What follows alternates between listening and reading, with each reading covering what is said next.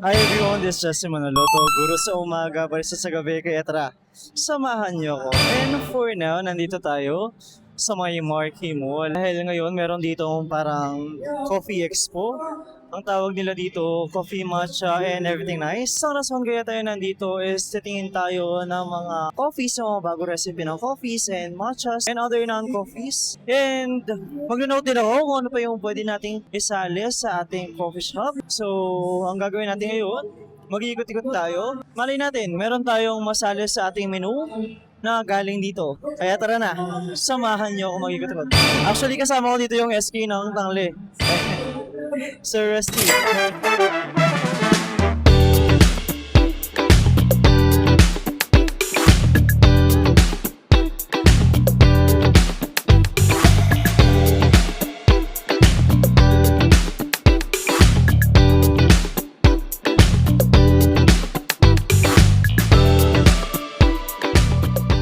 So yun nga, upon sa pag-iikot, napansin ko lang na halos maraming matcha, maraming sauce dito na matcha talaga yung expertise. May mga coffee naman, pero mostly matcha talaga. Yung binili namin doon ay yung Vietnamese egg coffee. Itikman natin mamaya pag ready na. Sabi kasi nila mga 30 to 45 minutes. Medyo madami kasi bumibili kaya maghihintay tayo ng medyo matagal. At para matikman na rin natin yung sikat na Vietnamese egg coffee.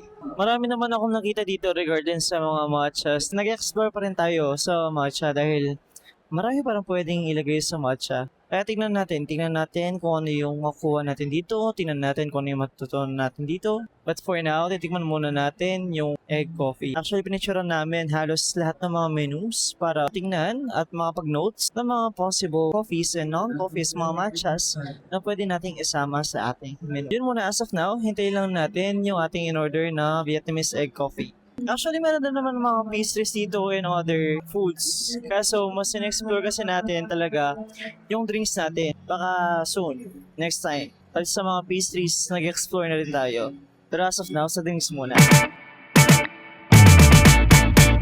So, ito na guys. Ito na yung ating binili, which is the Vietnamese egg coffee from The Haku Cafe. Tingnan natin. Tingnan muna natin yung pinakataas niya. Actually, nahiya ako. Ang daming tao sa likod namin.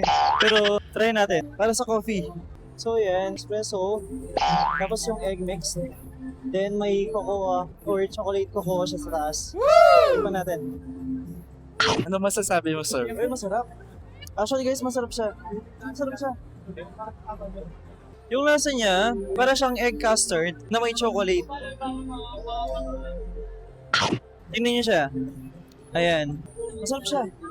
10 over 10. Tikman naman natin siya, nakasama yung mismong coffee. Alam ko yung sa ilalim espresso lang eh.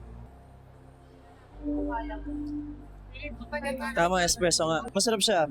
Kahit yung pinaka-egg niya sa taas, na may chocolate na may espresso, masarap. This one naman. O, ito daw.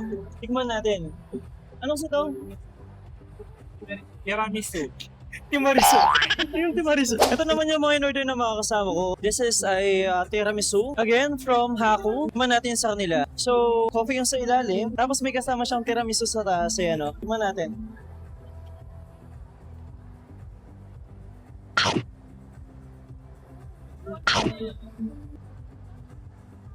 Masarap siya. 10 over 10. Yaman yan eh. Masarap siya. Nag-mix yung mismong tiramisu at saka yung kape sa ilalim. Pero para sa akin, mas masarap pa rin yung the Vietnamese egg coffee. Mas gusto ko to. Kaya ba, anong mas gusto mo? Ito. Ito, no?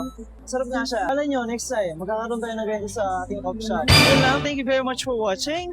Magkita-kita tayo sa Sea Cafe. Bye!